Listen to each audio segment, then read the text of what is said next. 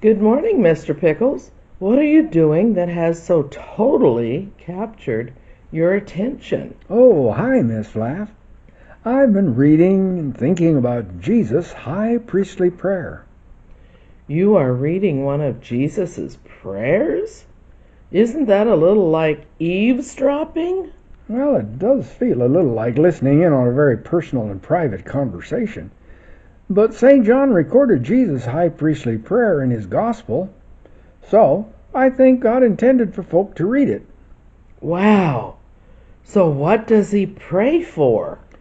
Well, in this very special prayer, Jesus prays for himself, for his disciples, and for all who will later become his disciples. You make it sound like Jesus actually prayed for all of us then. Where was he when he prayed all this? We don't know for sure, but Pastor Ron said he was probably in the Garden of Gethsemane.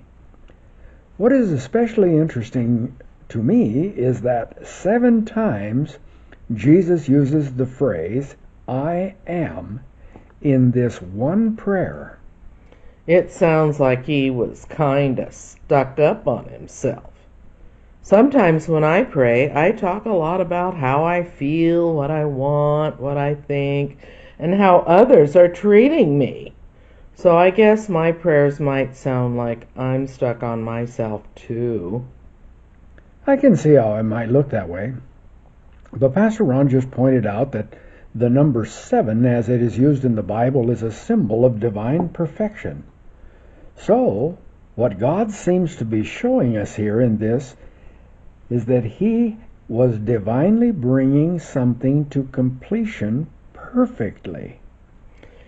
Boy, it's hard for me to see how Jesus getting himself condemned by religious officials and crucified by Roman soldiers would be God's idea of some kind of perfection.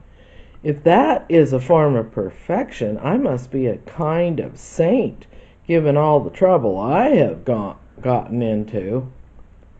But Jesus had talked very clearly of how a grain of wheat has to fall into the ground and die in order to produce a wheat stalk that grows a head of wheat with 40, 60, or 100 times as many grains.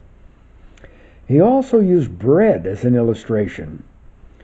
Bread is a staff of life, but it is the product of a process of death, of grinding, and of baking in a hot oven. It shows us how Jesus' suffering and death is for our benefit and everlasting life. You got all that from just thinking about Jesus' prayer? Wow, I wish I could think that deeply about the stuff I read. Well, I used to just read the Bible like a history book. It all seemed like events that happened a long time ago and had details that mattered to people way back then. But I have begun reading the Bible like a storybook with detailed pictures. I am learning how to see the things God wants to show me in His Word. The Bible has come alive for me, and I really enjoy reading it now. What a wonderful idea.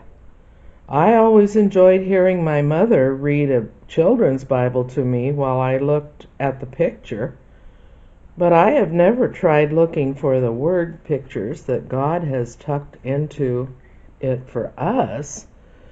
I'm going to see if I can learn to do that when I read my Bible.